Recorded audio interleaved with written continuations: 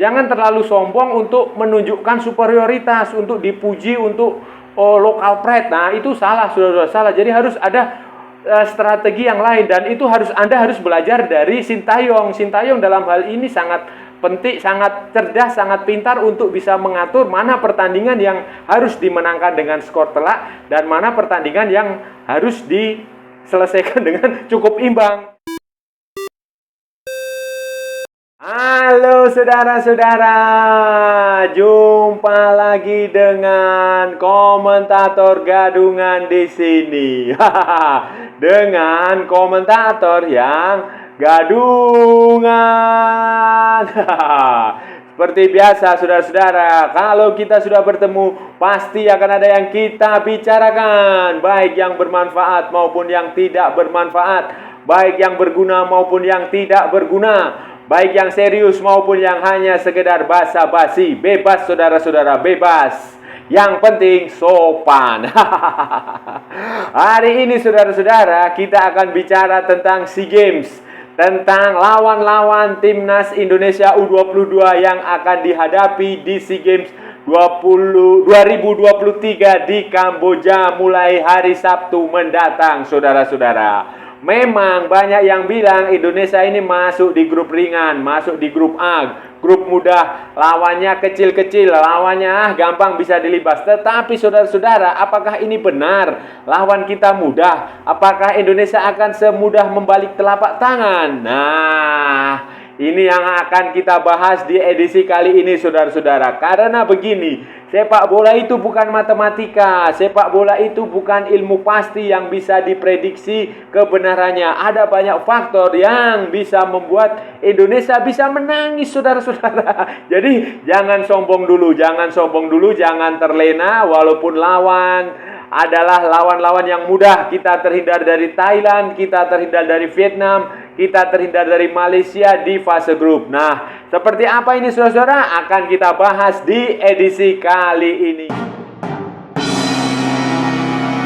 Saudara, berdasarkan drawing pembagian grup yang dilakukan beberapa waktu lalu, bulan lalu kalau nggak salah, Indonesia ini masuk di grup A. Di situ ada Kamboja, ada Myanmar, ada Filipina, ada Timor Leste. Nah, ini secara teori di atas kertas ini jauh lebih mudah dibanding ketika berhadapan di grup sebelah. Di grup B itu yang ada Thailand, ada Vietnam, ada Malaysia, ada Singapura, dan ada Laos.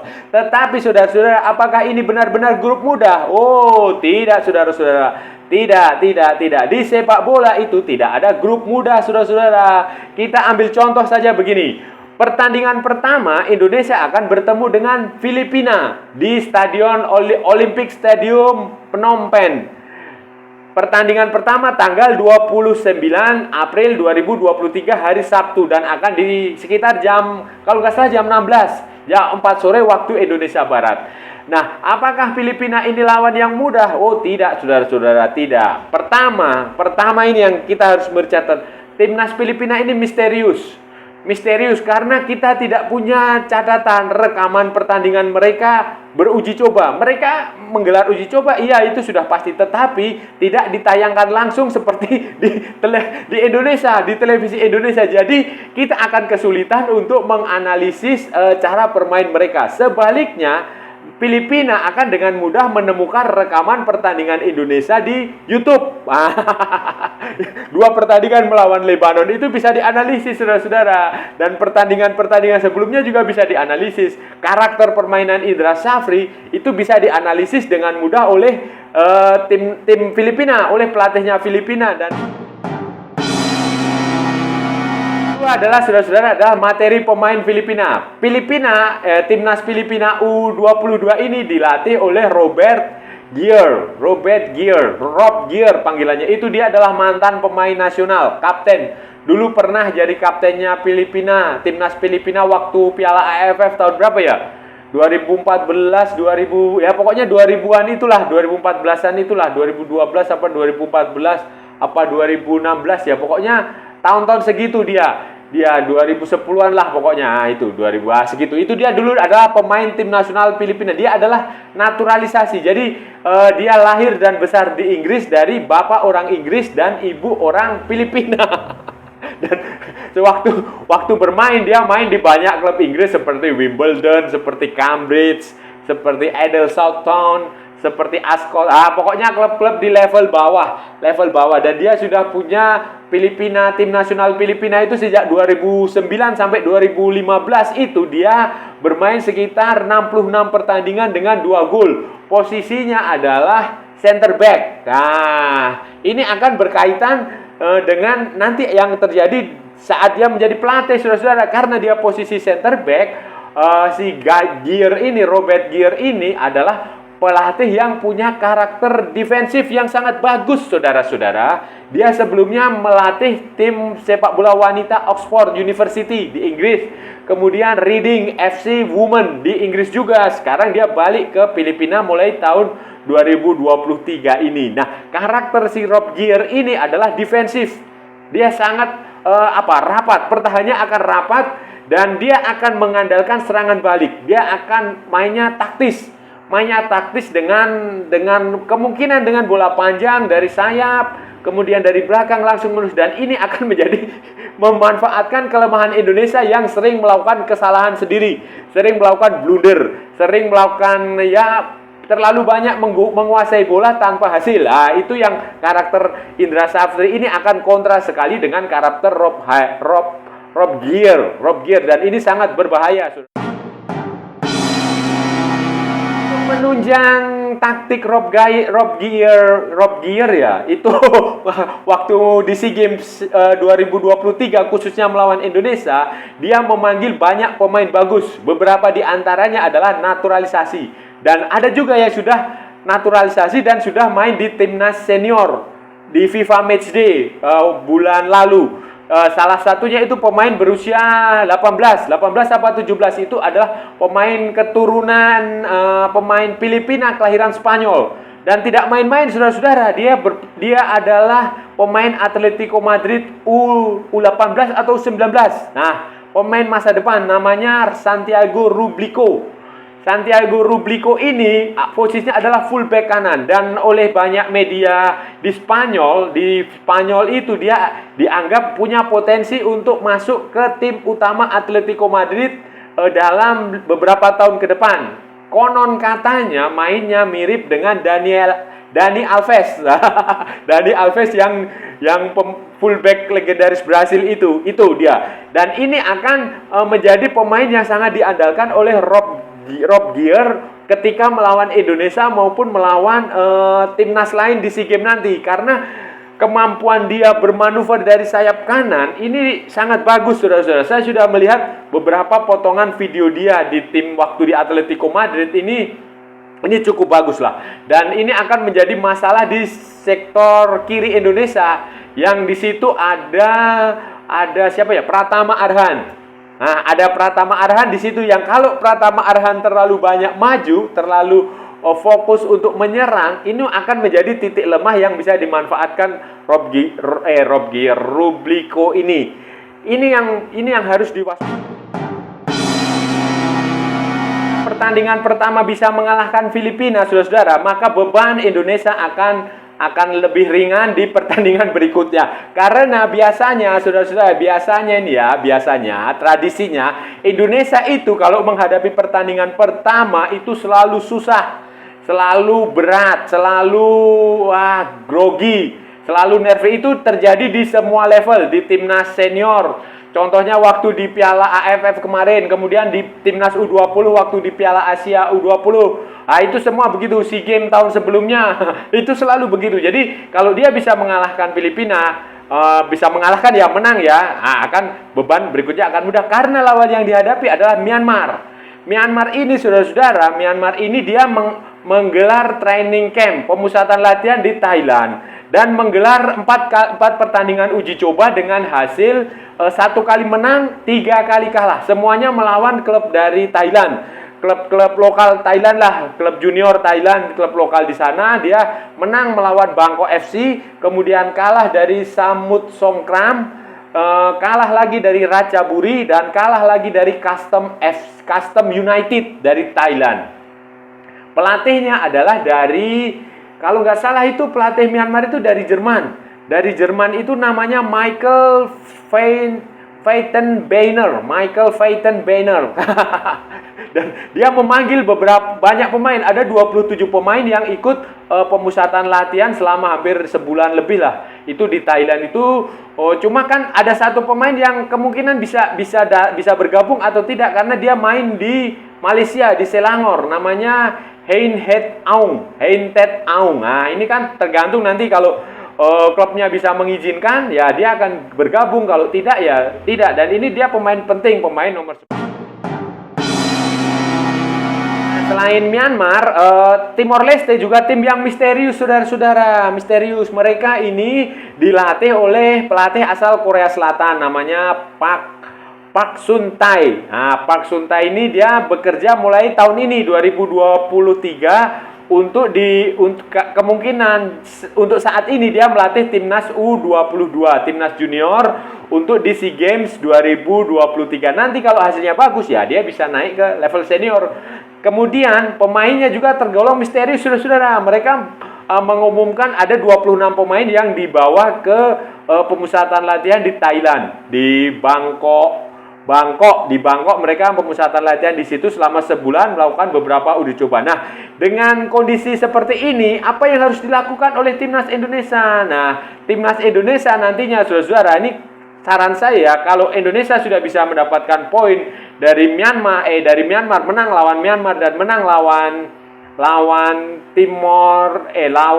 Filipina, maka yang harus dilakukan adalah mengistirahatkan pemain utama untuk menghadapi Timor Leste. Dirotasi, jangan dipaksa bermain semuanya kekuatan penuh kemudian menargetkan kemenangan sampai 10-0, 17-0 seperti yang terjadi waktu kualifikasi Piala Asia U17 waktu lawan Guam, timnas U17 lokal pride itu.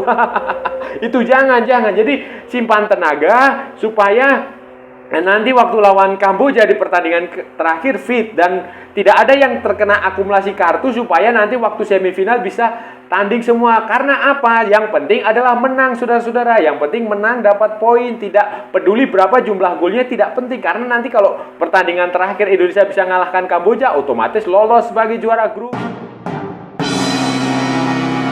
Semua lawan Indonesia di SEA Games 2023 ini, saudara, yang paling berat adalah Kamboja. Yang paling berat dalam tanda kutip ya, dalam tanda kutip dalam tanda kutip begini. Yang paling berat itu Kamboja. Kenapa? Karena dia tuan rumah. Itu udah faktor pertama adalah tuan rumah. Karena itu udah pasti dukungan penonton tuan rumah akan banyak. Kedua, nah, Kamboja di era Keisuke Honda ini sudah banyak berubah. Mereka bermain jauh lebih matang, jauh lebih dewasa, walaupun belum pernah bisa mengalahkan Indonesia, tapi cara main mereka sudah agak lebih baik daripada 5-10 tahun yang lalu. Ini akan menjadi, dan jangan lupa ini adalah pertandingan terakhir Keisuke Honda. Setelah SEA Games ini dia akan diganti oleh Felix Dalma dari Prancis, dan ini dia akan mempersembahkan pertandingan terakhir, dan ini adalah motivasinya besar. Apalagi saudara, kalau saudara ingat di Piala AFF 2022 kemarin Indonesia ketemu Kamboja juga kan. Indonesia menang, tetapi Indonesia menang dengan susah payah, dengan permainan yang dikritik oleh banyak orang sebagai permainan yang tidak terlalu memuaskan. Dan kemungkinan itu juga akan bisa dilakukan oleh Keisuke Honda bersama timnas U22 Kamboja. Apalagi Keisuke Honda dan cara main Keisuke Honda dan Indra Safri ini mirip, mengandalkan penguasaan bola, ball possession, mendominasi lapangan, kemudian mengurung pertahanan lawan, umpan kanan, umpan kiri, nggak sampai gawang. Begitu. Jadi ini akan menjadi lawan yang sangat berat, lawan yang cukup berat bagi Indonesia di pertandingan terakhir. Nah, untungnya adalah di pertandingan terakhir, karena ini akan menentukan apakah Indonesia bisa menjadi juara grup atau menjadi runner up grup.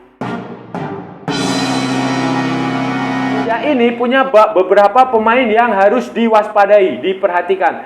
Salah satu yang paling menonjol adalah Sieng Chantea. Ini adalah kaptennya timnas U22 Kamboja. Ini umurnya baru 20 tahun, saudara-saudara, tapi dia sudah punya caps di level senior. Dan dia sudah main di timnas Kamboja ini sejak usia 17, itu sejak tahun 2016. U17, U8, U19, U20, U22, senior ini juga sudah bermain.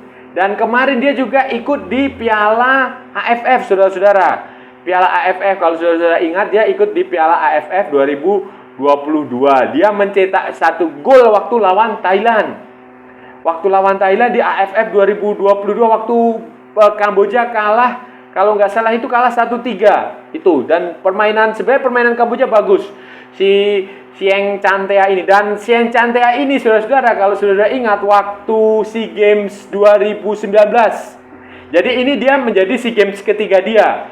Waktu SEA Games pertama dia tahun 2019 itu dia menciptakan gol tercepat dalam sejarah SEA Games. Itu 18 detik waktu melawan Myanmar kalau nggak salah. Waktu itu SEA Games di Filipina.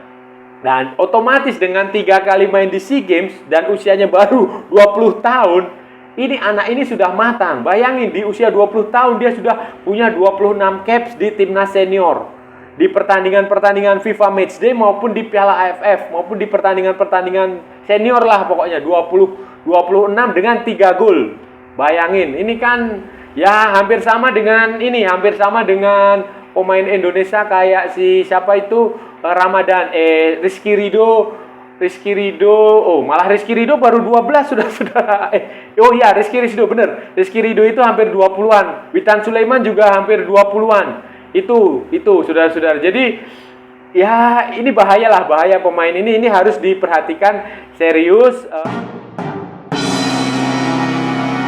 Untuk pertandingan terakhir nanti melawan Kamboja, saudara-saudara, yang harus dilakukan, salah satu yang harus diperhatikan adalah Indra Safri harus bisa mengatur pemain mana yang harus ditampilkan dan pemain mana yang harus dicadangkan. Ini untuk 2 pertandingan terakhir ya, melawan Timor Leste dan melawan Kamboja. Khususnya kalau kemenangan bisa dihasilkan melawan Filipina dan melawan Myanmar. Kenapa, saudara-saudara? Karena ini nanti lawan Indonesia di semifinal ini lebih berat. Kemungkinan bisa ketemu Thailand, bisa ketemu Vietnam, bisa ketemu Malaysia. Itu berarti Indonesia di semifinal harus butuh pemain dalam kondisi bugar, kondisi fit 100%, dan sebisa mungkin tidak ada pemain yang terkena akumulasi kartu kuning maupun hukuman kartu merah. Itu yang penting, karena kebiasaan pemain Indonesia itu terlalu ngoyo, terlalu ngotot, terlalu ngeyel. Jadi dia kadang lepas kendali. Bisa kartu merah, bisa kartu kuning, tenaganya habis untuk pertandingan-pertandingan yang seharusnya tenaga itu disimpan. Kalau misalnya nih ya, Indonesia udah bisa dapat 9 poin. Nanti pertandingan lawan Kamboja ini udah nggak usah terlalu nyerang, bertahan aja, main santai, kemudian mencuri gol. Apalagi kalau nanti kira-kira hanya butuh hasil imbang ya, saudara-saudara ya, butuh hasil imbang karena selisih golnya lebih bagus ya, main santai aja, main santai. Yang penting bisa tidak kalah untuk mengatur ritme, jangan terlalu sombong untuk menunjukkan superioritas, untuk dipuji, untuk local pride. Nah itu salah, saudara-saudara, salah. Jadi harus ada strategi yang lain, dan itu Anda harus belajar dari Sintayong. Sintayong dalam hal ini sangat penting, sangat cerdas, sangat pintar untuk bisa mengatur mana pertandingan yang harus dimenangkan dengan skor telak dan mana pertandingan yang harus diselesaikan dengan cukup imbang. Mana pertandingan yang harus menyerang, mana pertandingan yang harus bertahan dengan counter attack. Nah, itu saudara-saudara, semoga berhasil dan tidak mengulangi kesalahan timnas local pride yang selalu sombong untuk pesta gol. Nah, itu tadi pembahasan kita hari ini, saudara-saudara. Kita sudah bicara panjang lebar, kita sudah berbusa-busa mulutnya. Kita sudah bicara tentang lawan-lawan Indonesia, tentang kemungkinan peluangnya bagaimana, tentang prediksi, tentang ulasan, tentang analisis, tentang semuanya. Intinya adalah tidak ada pertandingan sepak bola yang mudah dijalani. Justru ketika lawan terlihat mudah, itu sebenarnya justru menjadi lawan yang lebih berat. karena kita tidak akan pernah tahu apa yang akan terjadi di sepak bola. Selain itu juga kan lawan juga misterius. Mereka berbeda dengan Indonesia yang semua pertandingannya ditayangkan langsung di televisi. Jadi lawan bisa melihat rekamannya di YouTube, bisa menganalisis. Sementara lawan-lawan Indonesia di SEA Games nanti seperti Filipina, seperti Kamboja, seperti Myanmar, seperti Timor Leste itu misterius. Kita akan sulit mendapatkan rekaman pertandingan mereka untuk dianalisis, saudara-saudara. Jadi jangan menganggap Indonesia berada di grup mudah, akan mudah lolos, akan ini itulah. Nah, semuanya harus tetap fokus ke pertandingan, memprioritaskan mana pertandingan yang harus dimenangkan dengan skor telak dan mana yang hanya cukup menang skor tipis. Karena dengan kompetisi yang panjang seperti ini yang jarak pertandingannya pendek itu butuh butuh kondisi fisik yang prima. Itu saudara-saudara, saya rasa sudah cukup ya saudara-saudara. Kalau ada salah-salah mohon maaf, tapi kalau benar berarti sebuah kebenaran. Kalau saudara-saudara merasa channel Komentator Gadungan berguna, bermanfaat, menghibur, menginspiratif, silahkan like, share, and subscribe. Ikuti pula akun media sosial Komentator Gadungan, ada di Instagram, ada di Facebook, dan ada di TikTok. Oke saudara, sampai bertemu lagi di edisi berikutnya. Salam olahraga dan merdeka.